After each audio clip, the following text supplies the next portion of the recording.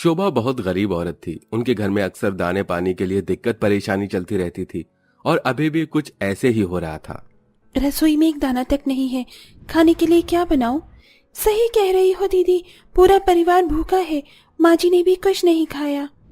हफ्ते में सिर्फ 2 दिन ही हम लोग पेट भर के खाना खाते होंगे, बाकी दिन तो हमारी रसोई सूनी ही पड़ी रहती है। विशाखा, आरती, राधिका तीनों ही आपस में ये सब बातें कर रही थीं कि तभी उनके घर के बाहर एक भिखारी आता है। अरे अम्मा, अम्मा मुझे भिक्षा दे दो, बहुत जोरों से भूख लगी है, कुछ खाया नहीं है अम्मा, भूखे की मदद करो। भिखारी की आवाज सुनकर तीनों बहू घर के बाहर आती हैं। अरे बाबा माफ करना, आज हमारे घर पर हम सभी दाने दाने के लिए तरस रहे हैं। अच्छा बेटी, कोई बात नहीं, वैसे भी मैं जानता हूँ तुम्हारे दरबार पर आने के बाद कोई भिखारी भूखा नहीं जाता। अगर तुम्हारे घर में दाना नहीं है तो जरूर तुम्हारी मजबूरी रही होगी। भिखारी ऐसा कहकर वहां से जाने लगता है, लेकिन तीनों बहू बहुत ज्यादा मायूस हो जाती हैं। घर में आने के बाद अपनी सास से कहती हैं, माँ जी, ऐसा और कब तक चलता रहेगा? हमारे घर की परेशानियां तो ठीक ही नहीं हो रही है। क्या बताऊं बहू, मेरे तीनों बेटों को शहर गए हुए 2 महीने हो गए हैं। 2 महीने से अता पता नहीं कि वो कहाँ हैं कहाँ नहीं। मुझे तो उनकी चिंता भी और होती है। माँ जी, जब तक वो गांव वापस नहीं लौटते तब तक हम ही क्यों ना कहीं नौकरी कर लें। अपने घर की बहू को मैं कहाँ नौकरी करने भेजूंगी? माँ जी, ऐसा कुछ नहीं होता है। घर की परेशानियों को देखकर घर की औरतों को कुछ न कुछ करना पड़ता है। जरा बाबूजी की हालत तो देखो, उनकी हालत पर दिन ब दिन बिगड़ती जा रही है। सही समय पर उन्हें न तो दवाई मिलती और न ही खाना। शोभा का पति पैरालाइज था, जिसके चलते शोभा अपनी तीनों बहू की बातों को मान लेती है। अब तीनों बहू अगले दिन से नौकरी ढूंढने निकल जाती हैं। माँ जी से तो ये कह दिया कि हम नौकरी करेंगे, लेकिन देखो ना, एक नौकरी ढूंढना कितना कठिन काम है। सुबह से शाम हो गई हमें, लेकिन हमें कहीं पर भी नौकरी नहीं मिली। कहते हैं ना, सब्र का फल मीठा होता है। क्या पता हमें हमारे सब्र का फल मिल जाए। विशाखा, राधिका, आरती 2 से 3 जगह और काम की तलाश करने के बाद वापस घर लौट आती हैं। रात को उनकी थकावट देखकर शोभा सब समझ जाती है। बहुत ज्यादा थक गई होगी तुम तीनों, चलो आ जाओ, मैंने तुम्हारे लिए खिचड़ी बनाई है। क्या बात कर रही हो माँ जी, आपने खाना बनाया और वो भी खिचड़ी? खिचड़ी बनाने के लिए पैसे कहाँ से आ गए? अब कुछ तो करना ही था, घर में 1 रुपये भी नहीं था। दाने दाने के लिए तरस रहे थे, इसी के चलते मैंने अपने सोने के झुमके बेच दिए। माँ जी, आपने ये क्या किया? आपको क्या जरूरत थी अपने सोने के झुमके बेचने की? रसोई ऐसे सूनी पड़ी रहे हर रात, ये मुझे अच्छा नहीं लगता। आज देखो मैंने रसोई में खाना बनाया है। आज मुझे अपनी रसोई बहुत प्यारी लगी। चलो तुम भी प्यार से बैठकर तसल्ली पूर्वक खाना खा लो। शोभा के कहने पर तीनों बहू हाथ मुंह धोकर खाना खाने बैठ जाती हैं।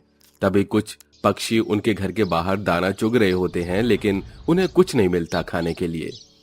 लगता है ये पंछी बहुत ज्यादा भूखे हैं, बेचारी जमीन में दाना ढूंढ रही हैं। आरती अपनी खिचड़ी में से थोड़ी सी खिचड़ी पंक्षियों के लिए घर के बाहर डाल देती है। वो पक्षी तुरंत ही खिचड़ी खाना शुरू कर देते हैं। देखते ही देखते वो खिचड़ी खत्म हो जाती है। देखो तो, सारी खिचड़ी खत्म कर दी पंछियों ने। लगता है इन्हें और खाना है। विशाखा अपनी थाली में से थोड़ी खिचड़ी निकाल कर पंछियों को डाल देती है। उसके बाद राधिका भी ऐसा ही करती है। थोड़ा थोड़ा सबको मिले और सबका पेट भरे। जिसकी नीयत साफ हो, भगवान उसको एक दिन बहुत कुछ देता है। क्या पता हमारा भी वक्त बदल जाए। हाँ माँ जी, आपने बिल्कुल सही कहा। एक शोभा का घर ही ऐसा था जहाँ कोई भूखा वापस खाली हाथ नहीं लौटता था, जहाँ से जानवरों को भी कुछ खाने को मिला करता था। अगर कोई भूखा चला आए तो घर में खाना न होने पर रसोई में खाना बना करता था। ऐसे ही उस रात एक बूढ़ी औरत रात के समय उनके घर चली आती है। अरे कोई है? बहुत जोरों की भूख लगी है, कुछ खाने को दे दो। अरे अम्मा, थोड़ी देर पहले आ जाती तो तुम्हें खिचड़ी खाने को मिल जाती। अब आधी रात में मैं तुम्हारे लिए क्या बनाऊं? तभी शोभा की तीनों बहू नींद से जाग जाती हैं और वो घर के बाहर आती हैं। माँ जी, आप चिंता मत करो, हम तीनों अभी कुछ बनाकर लाते हैं। शोभा ने जो थोड़ी बहुत चावल सुबह के लिए बचाए थे, तीनों बहू उन चावल से ही खिचड़ी बनाकर उस अम्मा को दे देती हैं। वो अम्मा सारे चावल खा जाती है। अन्नपूर्णा देवी तुम्हारी मदद करेंगी और सब कुछ सही होगा। भरोसा रखो, तुम्हारी सारी परेशानियां खत्म हो जाएंगी। इम्तिहान में जो जीतता है उसको कुछ न कुछ जरूर मिलता है। उस बूढ़ी औरत की बात ना तो शोभा को समझ में आती है और ना ही उसकी तीनों बहू को। अगले दिन जब सवेरा होता है तो तीनों बहू अपनी आंखें मसलते हुए उठ खड़ी होती हैं। चलो चलते हैं काम ढूंढने, कहीं तो काम मिलेगा हमें। हाँ, तुमने सही कहा। बहू रुको, साथ में ये रोटी लेकर चली जाओ, जब वक्त मिले तो खाना खा लेना। माँ जी, आपका बहुत बहुत शुक्रिया। तीनों बहू फिर से काम ढूंढने जाती हैं और इस बार उन्हें एक सिलाई की दुकान में काम मिल जाता है, जहां उन्हें मशीन पर बैठकर थोड़ी बहुत सिलाई करनी थी। काम तो तुम तीनों ठीक ठाक कर लेती हो। ये लो तुम्हारे आज के पैसे। कल से अब रोजाना आना है और समय पर देरी नहीं करना। अपने पहले दिन के पैसे देखकर तीनों बहू बहुत खुश होती हैं और वो उन पैसों से सबसे पहले अपने घर की रसोई का सामान खरीदती हैं। चलो, पहले की तरह अब हमें हमारी रसोई भरी हुई नजर तो आएगी। बहुत समय बाद हमारी रसोई के लिए सामान जा रहा है। हाँ, तुमने बिल्कुल सही कहा। आज तो हमने रोटी भी नहीं खाई, माँ जी को बुरा लगेगा। तभी उन्हें एक बुजुर्ग और छोटा बच्चा दिखाई पड़ता है जो अपाहिज होता है और लोगों से खाना मांग रहा होता है। मुझे खाना दे दो, बहुत जोरों से भूख लगी है। भगवान तुम्हारा भला करेगा, कुछ खाने को दे दो।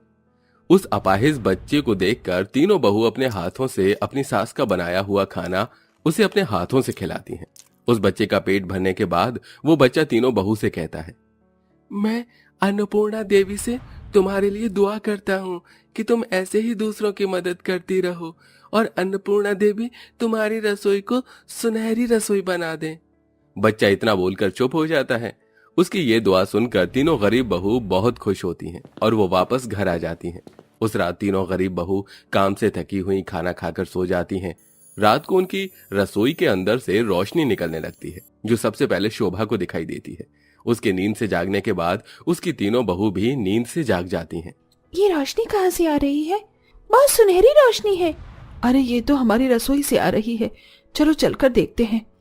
तीनों बहू और सास रसोई में जाकर देखती हैं। जैसे वो रसोई को देखती हैं तो उनके परत वाली जमीन खिसक जाती है। अरे बाप रे, यकीन नहीं हो रहा, क्या ये हमारी रसोई सुनहरी रसोई में बदल गई?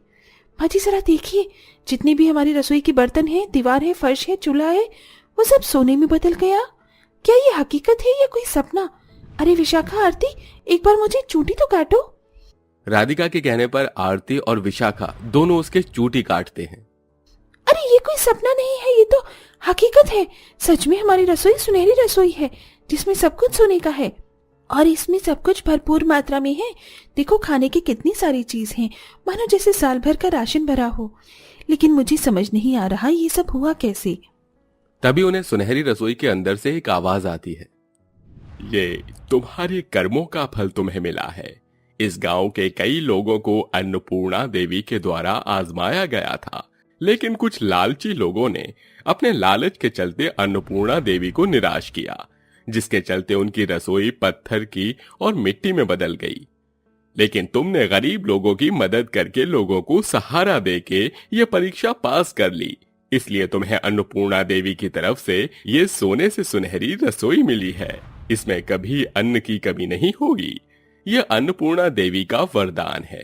अन्नपूर्णा देवी आशा करती हैं कि तुम ऐसे ही आगे भी गरीबों की सहायता करोगे। यह सुनकर तीनों बहू और सास बहुत खुश होती हैं। उस दिन के बाद से वो अपनी सुनहरी रसोई में गरीब बेसहारा लोगों के लिए खाना बनाती हैं। जितना वो गरीबों की मदद करती हैं, उतनी ही उनकी परेशानियां जल्दी से जल्दी खत्म हो जाती हैं और बहुत जल्द शोभा के तीनों बेटे शहर से भी वापस लौट आते हैं और गांव में अच्छी खासी नौकरी करने लगते हैं। अब वो सभी एक साथ खुशी खुशी रहने लगते हैं।